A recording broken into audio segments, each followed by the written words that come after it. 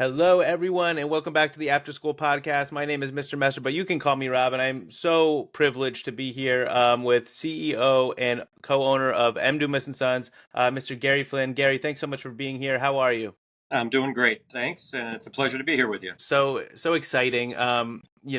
As people that may be listening to this know, they know we're pivoting into um, not only talking about conversations around community, but really Charleston focus. And when I was looking through just for historical purposes, brands, institutions that have been around for a long time, M. Dumas and Sons jumps off the bat. So I'm really excited to hear about that story, but your story as well. So with that, I always like to start at the beginning. So could you give us the quick 55-second, Cliff Notes version on who Gary Flynn is before you even got into the retail game?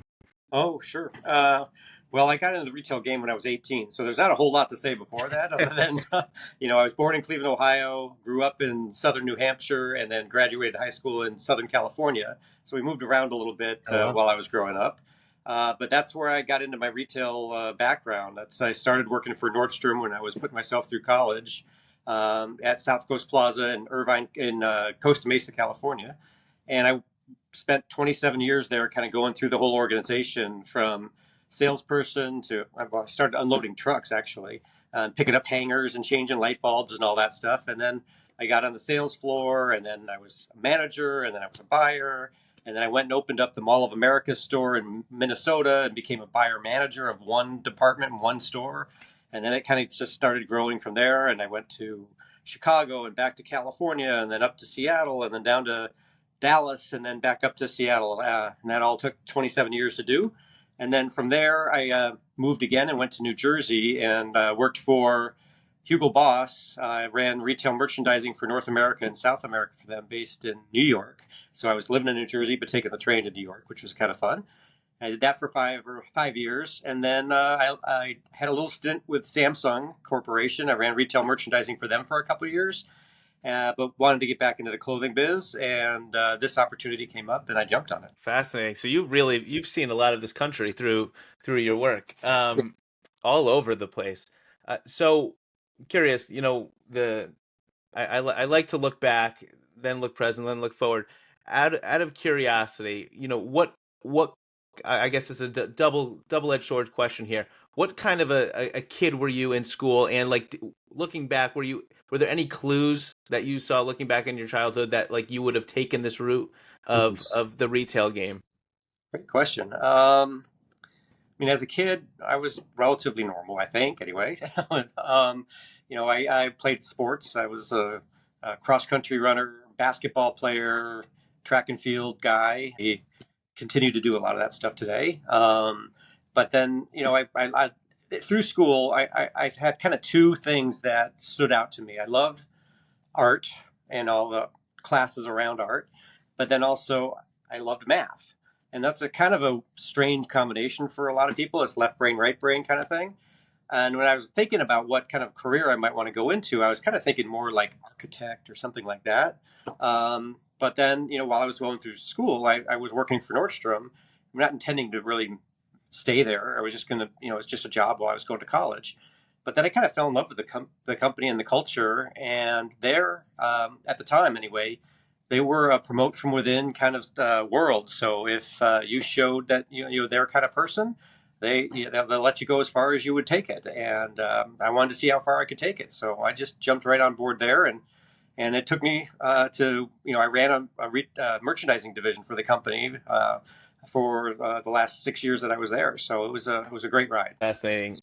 You know, it's always fun to, I tell people I grew up in the best era because I remember life pre-internet. I remember being young pre-internet, and then we got the internet while I was still in my adolescence. So I got to taste both worlds and really appreciate both sides of the fence. You being in the retail industry, Nordstrom being a huge pillar. You can't walk into any mall in America back, I don't know when they laid their first brick, but I know in the 90s, like you couldn't go anywhere without seeing a Nordstrom. Yeah, yeah. Um, Curious, just your take, when you look back on that, just that change? Like how I know it's probably it seems like a basic question, but like how much did the internet, we can even go into social media, change the landscape for big box retailers? Yeah, yeah, it was definitely a game changer. At the time this was all happening, while I was at Nordstrom, and their first thought was, hey, let's get online.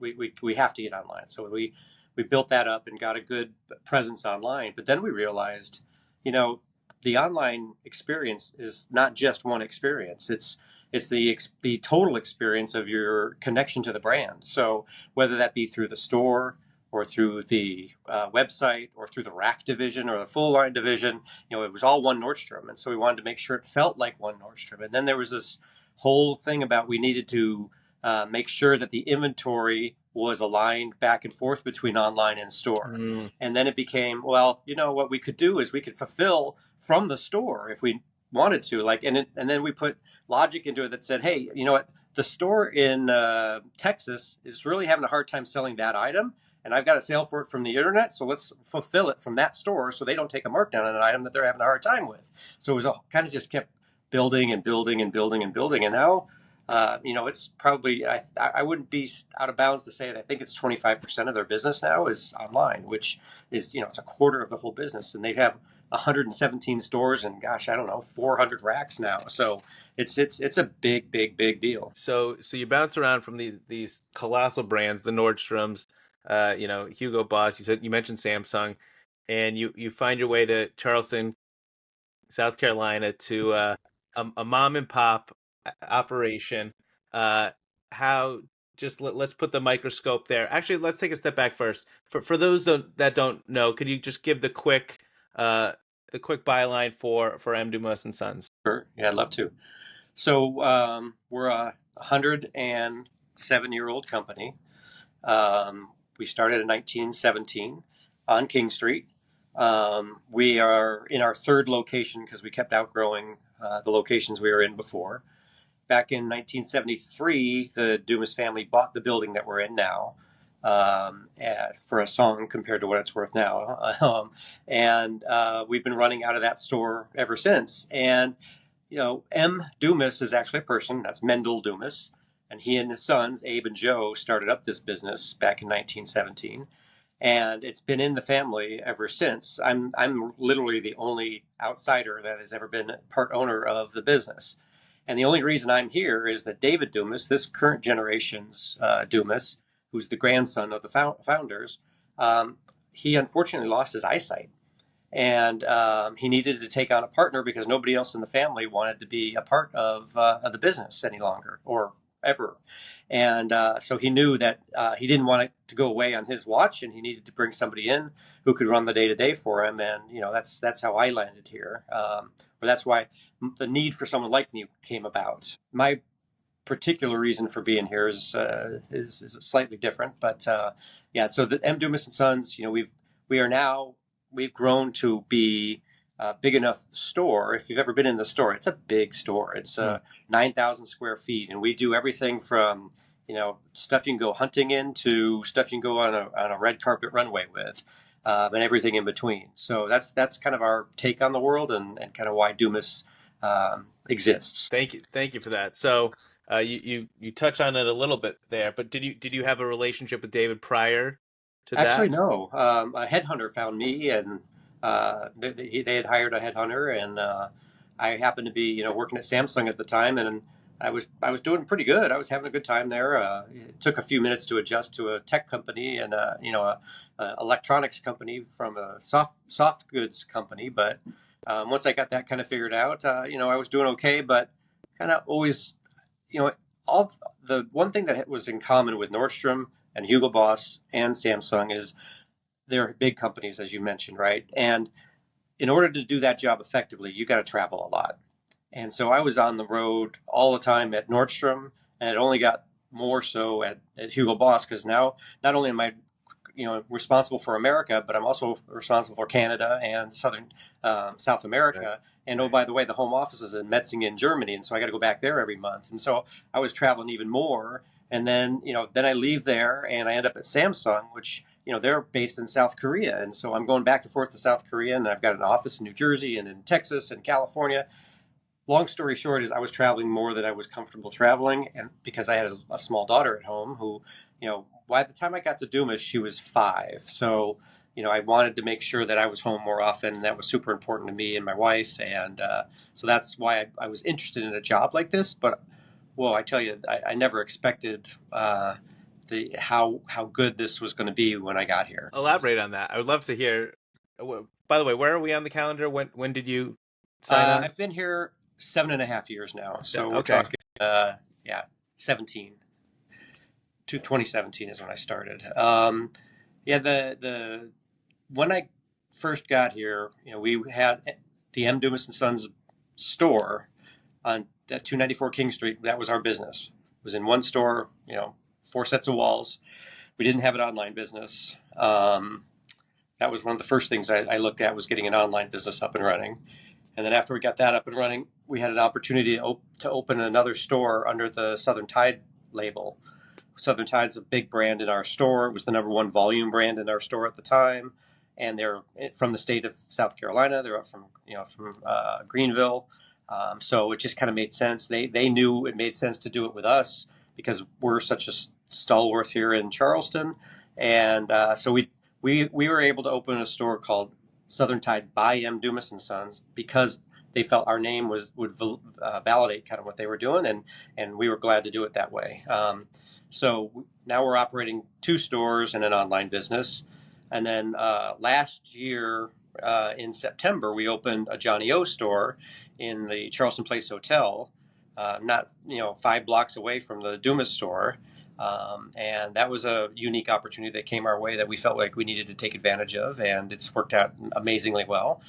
And that gave me the confidence to know that we could actually open a second M. Dumas and Sons store. So we did that last month, and so we've just been growing and growing and evolving and evolving. And I think that's the common thread of the Dumas story is evolution, because we've gone through so many different chapters of our existence that are very vastly different than who we are today. From we starting as kind of like a thrift store to turning into kind of a workwear store where we sold Woolrich and Dickies and clothes to wear outdoors and work in, and then that kind of evolved into World War II.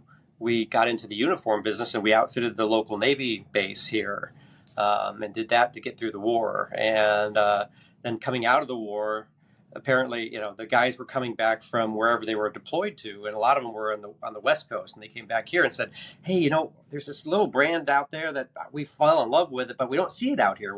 Can you get it?" And he's like, "Yeah, sure. What is it?" "Well, it's called Levi. I don't know if you ever heard of that before," but and that turned into a huge business for us. We were the #1 Levi dealer on the East Coast for a long time. But now we don't carry a stitch of Levi. So we evolved again onto other things. And hunting and fishing gear was a part of what we did. Cowboy hats and cowboy boots were part of what we did for a while. And but when David Dumas kind of took over the business, he got us on the path of doing kind of better sportswear. And so, brands like Tommy Bahama, he was the first in South Carolina to pick that up, and that turned into a massive business. It was so profitable and so good that Tommy Bahama decided to open a store on King Street. So fast forward, we don't carry any Tommy Bahama anymore. And then it happened with Vineyard Vines, and then it was, brand after brand. And we just kind of started evolving into something a little bit more sophisticated and a little bit more expensive as we went. And then back in about 20 years ago now, we actually got into the tailored clothing business because up until that point, we were all just casual sportswear. And there was a store literally right next to us that carried tailored clothing and Italian goods, but they went out of business. And David said, business opportunity. And he rented that space out and opened up walkways in between the 2 stores and tried to create one store that now all of a sudden was in the tailored clothing business. And so that was the part of the business that needed a little bit more refining when I got here. And that's what I spent my first 4 or 5 years on, was really broadening what that meant for us and getting into the Italian clothing business, and bringing in brands that were just a little bit more elevated and more sophisticated. And because where we sit in the world on King Street in Charleston, there's a ton of tourism in our world, right? So we got people coming from all over the world to come check out Charleston. Well, they liked what we were doing and continued to go in that direction. So now we've grown to where that side of the store is just as big as the casual sportswear side of the store. So we're very balanced now, which is really really cool. And so all of this, I'm just kind of running at the mouth here. Sorry, but No, I'm yeah, just so excited about what we've been doing no, that I can tell this yeah, is great. yeah. But you answered my next where I was going next, and that was, how does a brand, or especially, a brick and mortar store stay not only open but just relevant for 107 years. And I mean, I think it's evolving, just Yeah. not constantly growing. The old adage, if you're not growing, you're dying. Um, so it sounds like you guys are doing a lot of that, and I know there was a huge renovation. Was your second store, or was that the original? So the renovation was in the original store. We did a massive renovation about 2 years before I got here. So it was about a $2.5 million Hmm. renovation of the space, and then yeah, so that just kind of took the store to a level that matched the product that we were starting to carry. Because it was in pretty rough shape and looked a little bit run down, I'd say. And David Dumas was kind of convinced by a friend in the business of his that, you know what, you need to invest in the store a little bit here to get the experience to be a little bit nicer if this is the direction you want to take the clothing. And it was one of the best things he ever did. It's a business loan that I still have to pay right now, but it was worth it because it really helped change kind of another change to who we are. So, we mentioned King Street. You mentioned King Street. Obviously, it's one of those. If you're coming into Charleston for a day, like, you got to see King Street, right? So it's right there. But you're also in this place where you're this amazing brand that's been around for forever. Going if I'm walking in the store and I bump into someone, am I more likely to bump into a tourist that's just checking it out, or someone that's been coming for generations, and now, maybe someone, and they're taking their son? Yeah. I'm just interested in who the demo is here. Yeah, no, it's interesting because it's actually almost 50-50 local to tourist. It almost depends on how you define tourists because there's this drive customer that we talk about around here, like we're within three hours of them. Is that local or is that still or is that tourist? And what about the guy that has a second home here but lives in New Yeah. York on the rest of the time? Is that tourist or is that local? So there's a little bit of grade to that, but in general, we're about 50-50. And then depending on the time of the year, the mix changes a little bit. As we get to the holidays in November and December, we become much more local focused, and people who have been shopping here for generations come back in, and they love our duck box that we put under their Christmas tree and our gift box. And so they've been doing that again. It was handed down from generations. But then, in the peak spring months where there's lots of festivals going on around town, from seaweed to food and wine to Spoleto, that attracts more of a tourist customer at that Mm, time. And some of the locals don't mind, and they'll just come down whenever they want to. But some of them are just like, I don't want to play with the tourists, so I'm gonna stay yeah. home. Fair. Which is exactly why I opened the Mount Pleasant store, at least to try to service those guys that didn't want to come downtown from that side of Charleston. Got it. Got it. Talk to us a little bit about the duck box. I'm not familiar. Oh, yeah. Um, it's something that we've been doing for Oh, yeah. I don't know the exact origin of it, but I do know it's been more than 50 years that we've had the same artwork for our gift box, and it was hand drawn by a local artist, and it's just different versions of decoy ducks and ducks, depending on how you look at it, and then they printed that onto a box. It's also a roll of gift wrap paper, but people come in literally. The similarities between this and the Nordstrom experience are kind of strange to me because I always had that same experience at Nordstrom too. They wanted the Nordstrom box under the gift. Like, they wouldn't wrap the box. They wanted the silver Nordstrom Yeah. box. Same thing here. You get the duck box. They don't put paper over it. They put it under the tree like that, and hopefully the customer, the person who's receiving it, knows that that's a Dumas box, and they get excited because they know they like our store, and they know what they're getting is something from our store. So it's kind of a signature piece of ours, and that's one of the things that we have to be so careful with. Is we have such wonderful heritage, but we want to evolve too, and so knowing which things to hold on to and which things to move on from, it's a delicate balancing act there, because you want to be proud of who you have been and where you've been, but you also want to be looking forward and make sure that you're moving forward. And I've been in a lot of situations where a brand got a little bit staid and old and kind of it didn't translate well to the next generation, and we can't afford to let that happen here. Thank you for sharing that. And great philosophy. And it seems like you guys just, checking out your website, seeing like, how you just showcase, different things in the community and, your team, there's a different taste. There's a kind of a cutting edge, ahead of the curve, uh, taste that I get, forever, whatever that's worth. Yeah, no, Um, that's good. I hope that's good. That's great. with that, I think that's a good segue into kind of my next couple questions here. Obviously we talked about the transformation going from, brick and mortar to online.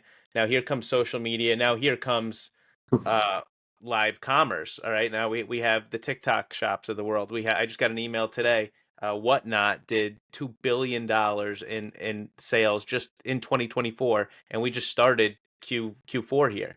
So, attention is changing. The way people consume is changing. The way people purchase is changing. Where have you guys thought about that? I'm not sure if you're doing what exactly you're doing at social, but that's, I don't know if we can even say it's coming anymore. It's Yeah, here. no, it's here. So Yeah, yeah. so I'm curious where you're are with that. Any thoughts, or if you want to get in the dirt of what your philosophy is for M. Dumas. Sure. Yeah.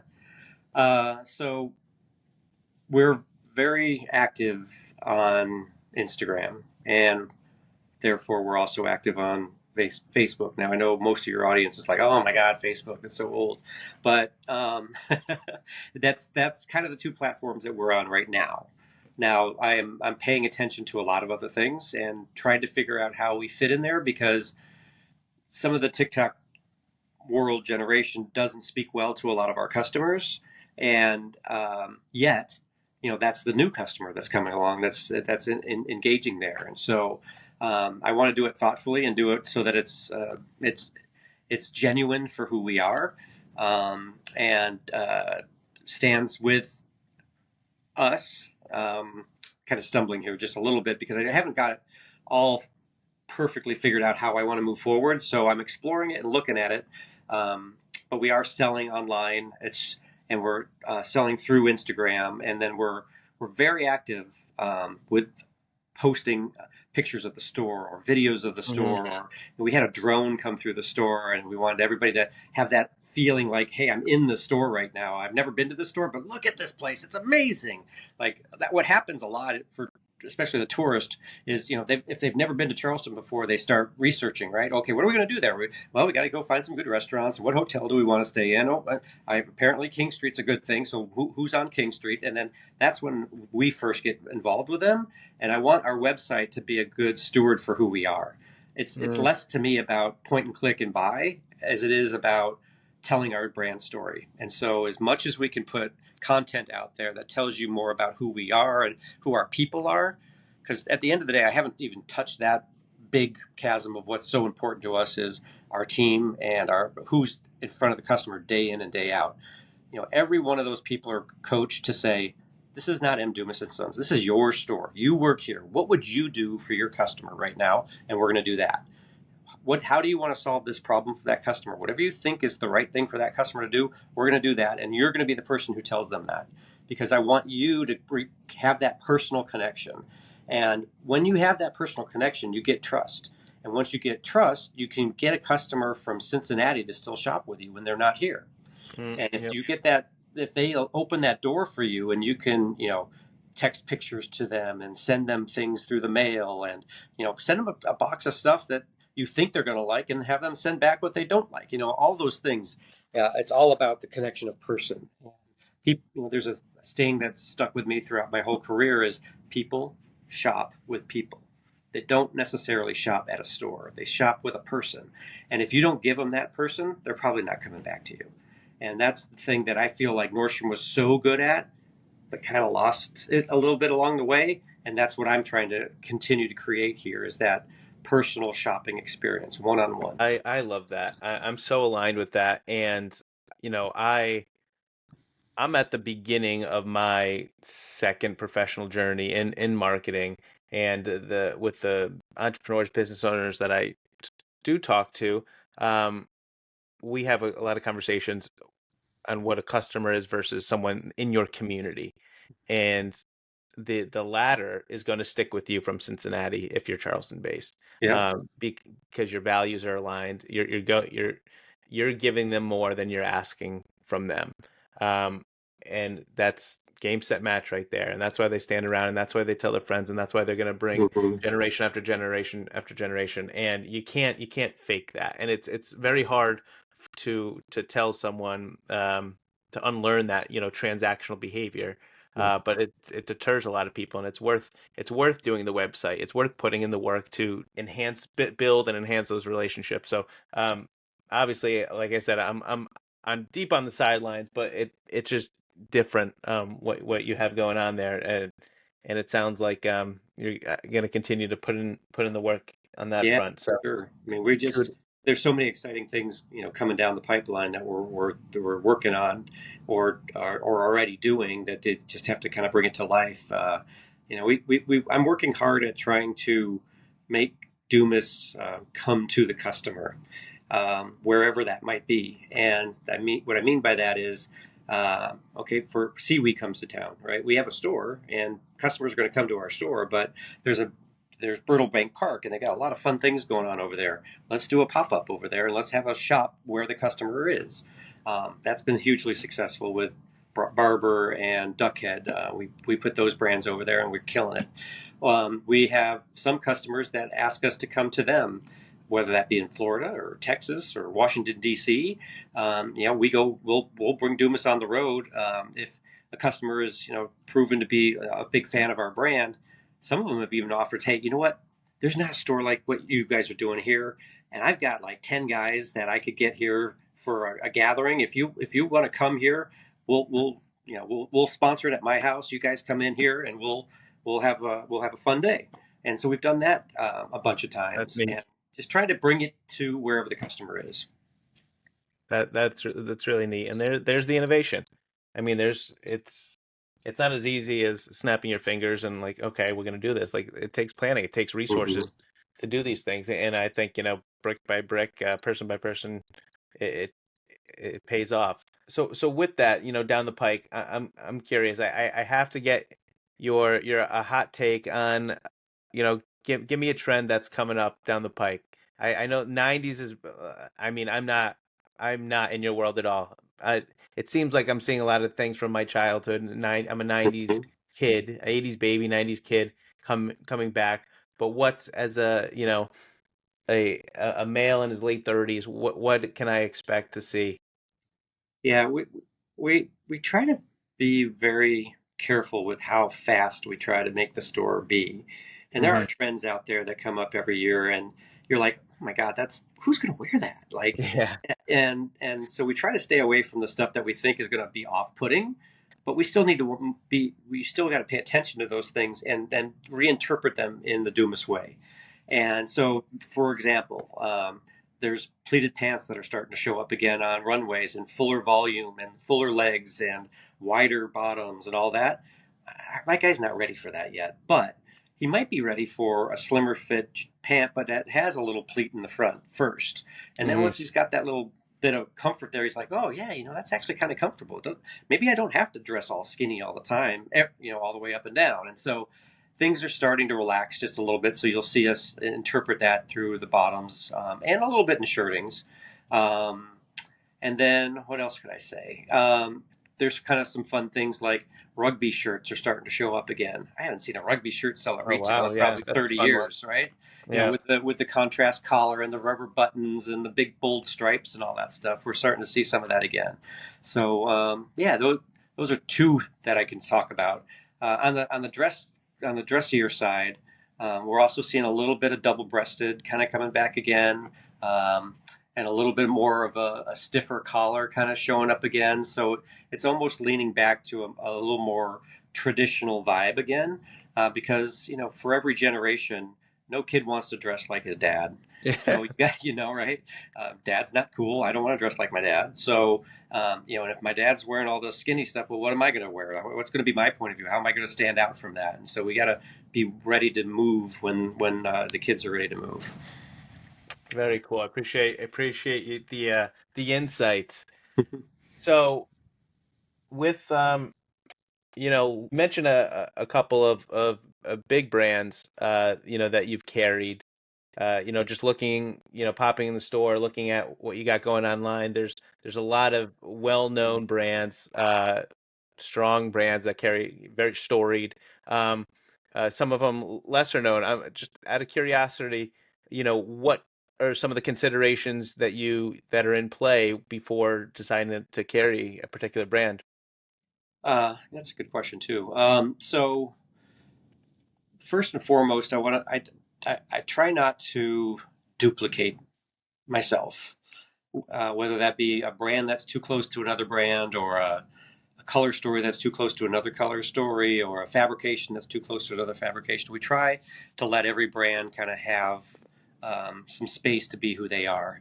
And so if a new brand were to come around, it would have to bring something to the mix that we don't have covered already. And yet, newness is so important in this business. So there's that fine line between being loyal to the brands that you're doing business with now and really trying to focus on those and grow those as much as possible, but to also bring something new to the table for the guy that's just like, I've been wearing Faraday for 10 years now and I love it, but what's next? And so we have to have something to lead him to as well. And so my biggest challenge in the store when it comes to new brands is space. And if I can't carve out enough space for you to see the brand and really understand what the brand's about, then I probably shouldn't do it. And that's a skill we're still learning, because you don't want to jump in with both feet on a brand until you know it's going to be successful. And yet, if you just dip your toe in, it can get lost in here very easily. Yeah, If you only buy 6 or 7 different styles from a brand, you'll never find it. So you have to have enough conviction to believe that something's going to be big enough that you can either fill a whole table with it, or a whole rack of it, or a wall of it. Um, but it, and that for every one of those you want to add to the mix, you kind of got to take at least another one mm, away, and that's a challenge too. So knowing when to move away from something, maybe before your customer's ready to move away from it. And it could be a brand that's a heritage brand that it's been in 2 generations of households, but it kind of got tired and we had to move on. So there's some tough conversations sometimes when customers only come and see us once a year and they're like, "Oh, it's not like the same old Dumas." I'm like, "Well, I'm going to actually take that as a compliment, because we don't yeah, want it to be the same old Dumas, but we still want to take care of you. So that's all part of the art and the science of what we do, and which goes all the way back to what I talked about in the beginning about the math and the art. There's the numbers that tell you it's time to move on from something because it's just not turning, it's just not profitable, or you're getting too many markdowns on it. But then there's the art of kind of gradually getting in and out of a brand, and kind of replacing brands with newness. makes so much sense. But it's something you never think about. Um, Sure. the science. I love that you put it that way. Couple quick questions before we head to our last quick segment here. So this podcast is called After School. I've found we do most of our learning happens after we leave school. So with that, what is a huge lesson or big takeaway that you've learned since you started in retail at 18? Well, um, so I think about two things. One is knowing what you're trying to accomplish. And what we're trying to accomplish is to solve customer problems. And if you can show your customer that you're there for them and you're here to help solve their problem, then you've got a fan, and hopefully that will continue. So to me, another thing I learned at Nordstrom was about the inverted pyramid, and that is a structure thing for your business. And a typical business has a pyramid, and at the very top of it is the owner and the CEO, and then it goes down to the management team, and then it goes down to the sales team, and oh well, by the way, down here is the customer. You flip it the upside down is the way to look at it, and the customer is at the top, and then it's the people who touch the customer, which is the salespeople. They're the most important people in your brand, and then kind of on then who supports them and who supports them and who supports them, and that's stuck with me my whole career. That has been something that is steadfast to me. If you're not making decisions for the customer, you're doing something wrong. And then the other part of it is just a silly little statement that one of my mentors said to me when I was struggling with something. He said, "Hey, Gary, this is not that hard of a business. Just buy more of the stuff that's selling and less of the stuff that's not." Mm, And that's it. And like, okay. And it really can be that simple. It's not always easy, but it can be that simple. I love that. In the inverted pyramid, that reminds me of a visual. It was probably the inverted pyramid, but I'm a visual guy, so that Yeah. makes so much sense, and that's one of those gold nuggets. I appreciate that. So there's so much, and unfortunately, there's a lot of, whenever you open up socials or the newspaper, turn on the TV, there's a lot of negativity, people tearing each other down, people blowing the whistle on people in a negative way. So curious, I always love to ask guests, is there anyone in the community, maybe it's a team member, customer, someone local, I don't know, it doesn't matter, that you want to blow the whistle on and give roses to in a positive way? Wow. I'm trying to narrow it down. I know it's always an unfair question to ask people to name one. So, I'd say the Krogan's team, who's a store a couple of doors down from us.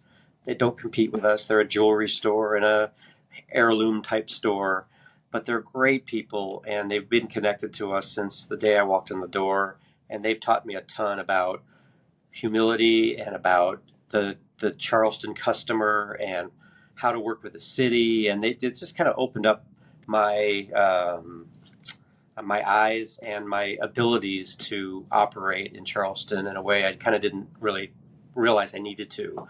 And they've helped me kind of put their arm around me and said, "This is how it gets done here." And then there's so many people that work on my team now. I could I could I could bury 3 hours worth of talking about them right now, but I just individually you have to look at everybody as an individual and what they can bring to the table and how you can maximize what their potential is by focusing on what they're good at and not making them do something they're not good at. And so if you can just amplify the good in these people, they're going to just be so happy for one that you're not riding them for doing things that they don't want to do, but you're giving them the freedom and the trust to do what they want to do. And so, I mean, there's Lisa and Victoria in the office that they sweat blood. It's sorry, I'm going to probably even get a little emotional here, but they've allowed me to be able to grow like we have. They've supported us and continue to do so. So they didn't sign up for 4 stores, an online store and the Mm, Dumas store. They were here just running a Dumas store, and here I am, kind of changing the world. But they've been awesome.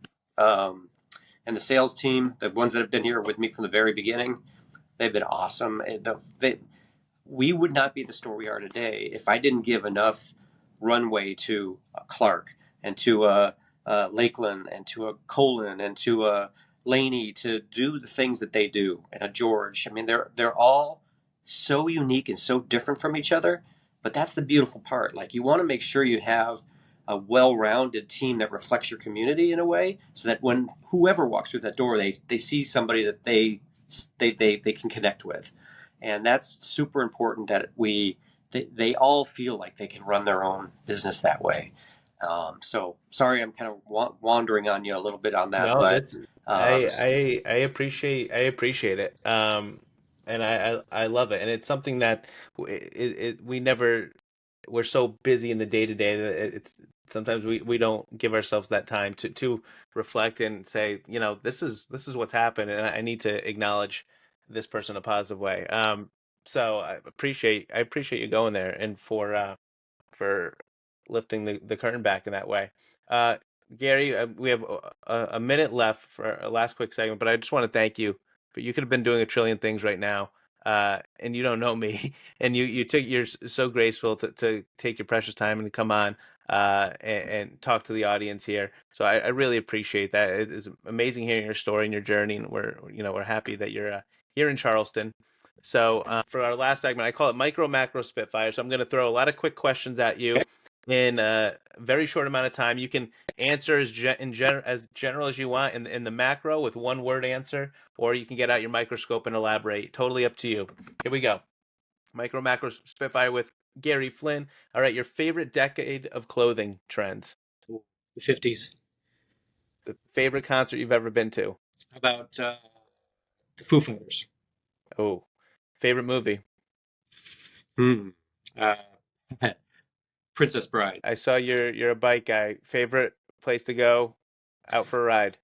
Uh, through the forest up nearby our house, all the way up into UG and through the back roads back there. The What's your favorite underrated gem in Charleston to visit? Uh, 82 Queen restaurant in the patio on the back. Your go-to place in Charleston for breakfast. Page's Okra Grill over in Mount Pleasant.